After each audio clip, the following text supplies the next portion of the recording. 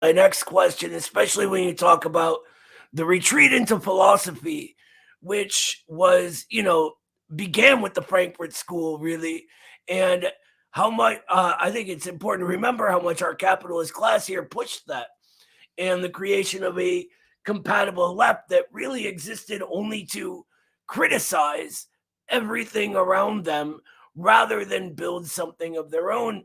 At Midwestern Marx, we often talk about how in the West we seem to have ignored the 11th thesis on Feuerbach or misunderstood it when we don't ignore it. Anyway, it leads me to my question, which is with the current new Cold War against China and Russia ramping up, there's so much misinformation flying around us and more not real socialisms than I've ever been able to shake any number of sticks at. One of my favorite things you've ever said was that you're a lot more interested in what Chinese Marxists think of Chinese socialism. So, really, my question is what do Chinese Marxists think of Chinese socialism? Do you know what the general debates in China are going on right now? And how can we non Chinese learn about them? Well, firstly, I should say that I didn't mean that in a way that non Chinese Marxists must not look at what's going on, but it's interesting to also look at what the Chinese debates are.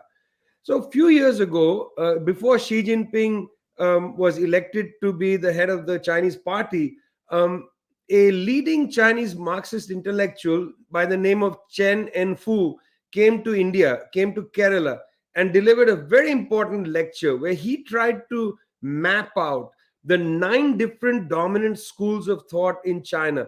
Noah, you might be surprised to learn that most of those schools of thought were not Marxists. They were even Jeffersonian liberals, they were neoliberals, they were liberals, and so on and so forth. One variant of liberal after the other. Liberal, of course, being an extraordinarily wide ranging term, doesn't capture the essence of what's being talked about, because after all, a neoliberal is hardly liberal in any respect. They are willing to use terrible force against people to exercise their agenda.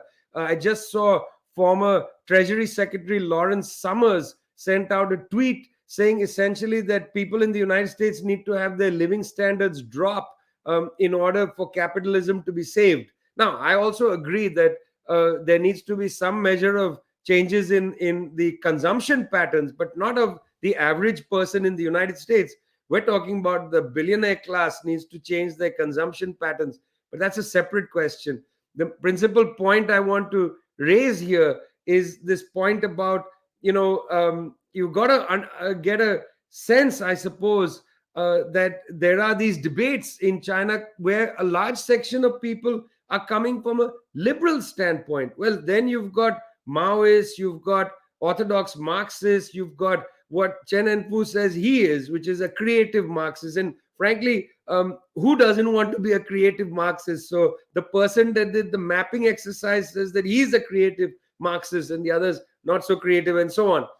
There are a range of opinions. I mean, Xi Jinping, for instance, is been the leader of the Communist Party of China, where there are 96 million people in that party. And now you can't, unless you have a racist attitude toward the Chinese people, you can't assume that all 96 million agree on the same thing and that they march in lockstep. Not true at all. There are fierce disagreements inside the Communist Party. There are some people who believe that there should be greater, privatization in order to accelerate growth in China. They have accepted, let's say, the strictures of neoliberalism, and some of these people are senior party members. In fact, they control important institutions in China. You go to most of the universities, these people exist. Then there is a debate among Marxists about how much you need to have public enterprises, how much public enterprises should be brought back to the center of the economy, whether you're going to create eradicate poverty by social transfer wages. That means creating public goods, or you're going to just create transfer wages by giving people money, in digital money in their bank accounts. This is another debate, but these are all practical debates about building socialism. They are not having abstract debates necessarily about the nature of Marxist theory in abstraction. They are trying to understand practically how to build socialism in the world. In other words, they've taken essentially the very best of Marxism, and they brought it into conflict with the kind of constraints that exist upon them in elaborating a communist society or a socialist process. So that's the nature of the debates. These are practical debates about how much pain can a country tolerate. Whether zero COVID is actually good for a society. These are the debates that actual Marxists are happening in China. They are not having debates around questions of authoritarianism, because the term authoritarianism is not actually a theoretically good term. It's an ideological term. What does authoritarianism mean? Does it mean that, say, Xi Jinping is in charge and whatever Xi Jinping does happens and is done by 1.4 billion people? Look, that is just simply not possible in a society of that scale. One person simply can't control everything. There has to be many mediations and so on. So the term authoritarianism, that's just a term that I think people on the center left or whatever have debates outside China. Inside China, that's not a debate. Inside China, there is a debate about what is adequate as a boundary for speech. What kind of speech is acceptable, what kind of speech is not acceptable. I think this is a perfectly good thing to have social debates and discussions about.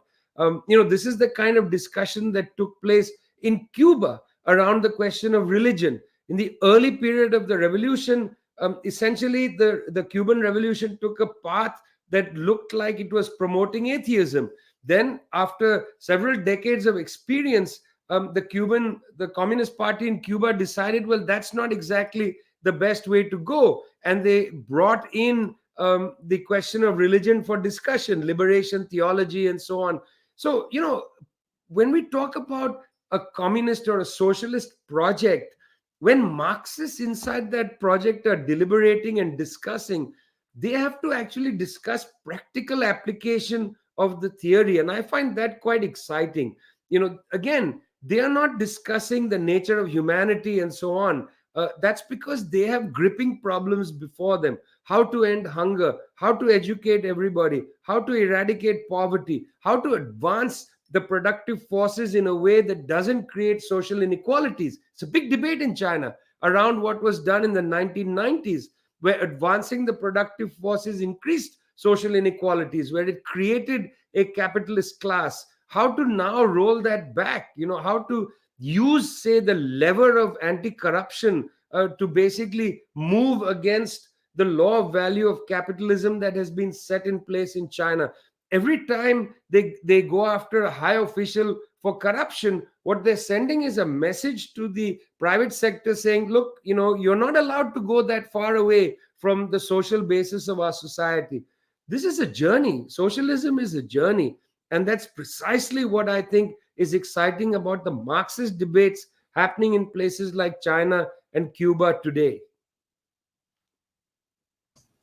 I think that's wonderfully said. I was particularly interested. You mentioned Cheng Fu describes himself as a creative Marxist, and I'm wondering if there's any ties to the '60s Lomonosov University School of Creative Marxism in the Soviet Union, because that's part of what my work centers on.